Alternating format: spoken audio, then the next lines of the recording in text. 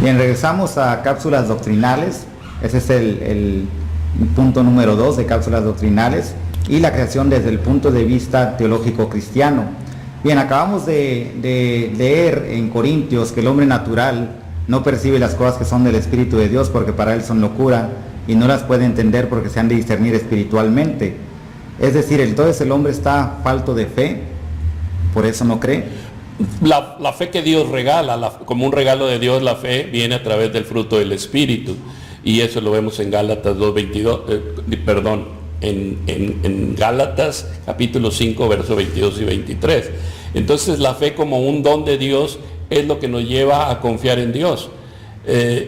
Creer a Dios es creer su palabra. Entonces el hombre puede tener fe en él mismo, puede tener fe en su religión, en su denominación, puede tener fe en muchas cosas, pero la fe verdadera es la fe que viene del Espíritu de Dios cuando una persona quiere creer y confiar en Cristo como Señor y Salvador. Entonces el nacimiento de nuevo nos pone en una posición como hijos, hijas de Dios por obra del Espíritu Santo. Entonces pasamos de una dimensión natural a una dimensión sobrenatural, porque el Espíritu de Dios ilumina nuestro entender y nos revela las cosas de Dios. De ahí que la fe del hombre sin Dios es una y la fe con Dios es otra.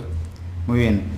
Están aquellos que sostienen la teoría de la evolución, los cambios efectuados acerca del sistema de evolutivo, de cambios universales, y están aquellos que pues sostienen esta idea en teorías, las cuales pues no se pueden comprobar, a pesar de que existe la ciencia y sostiene varios elementos científicos para tratar de ratificar lo que se sostiene acerca de la creación.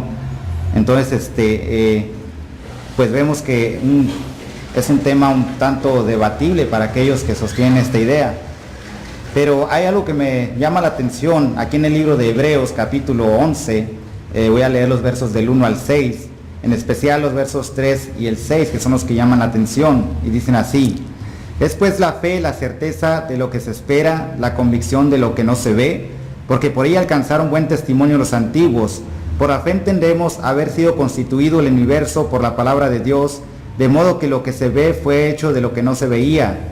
Por la fe Abel ofreció a Dios más excelente sacrificio que Caín, por lo cual alcanzó testimonio de que era justo, dando Dios testimonio de sus ofrendas, y muerto aún habla por ella.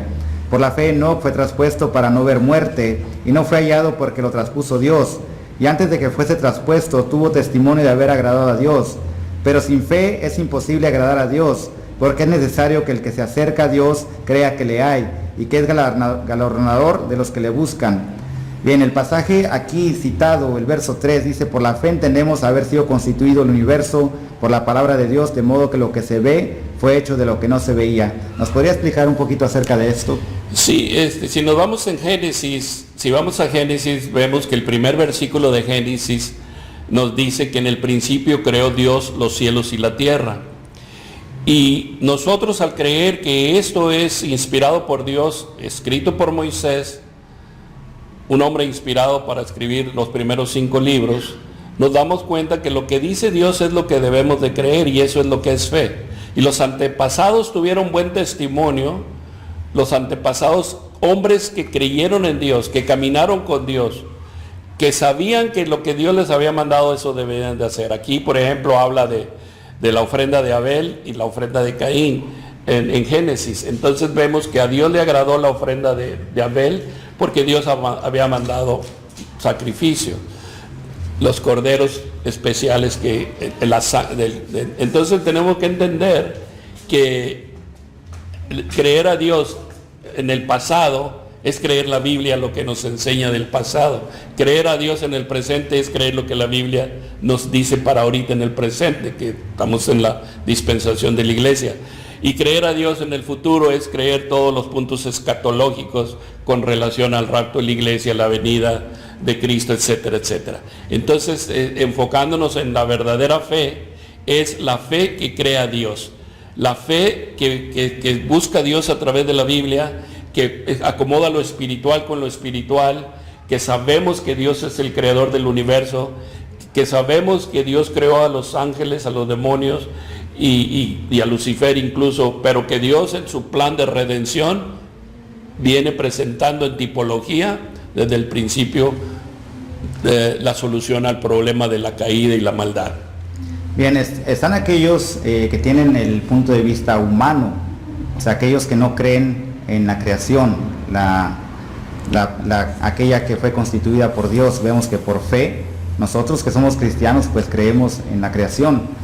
Pero aquellos que sostienen la cuestión humana, la de la científica, la teoría, nos hacemos pues algunas preguntas. Es como si habláramos de la teoría del Big Bang o la gran explosión.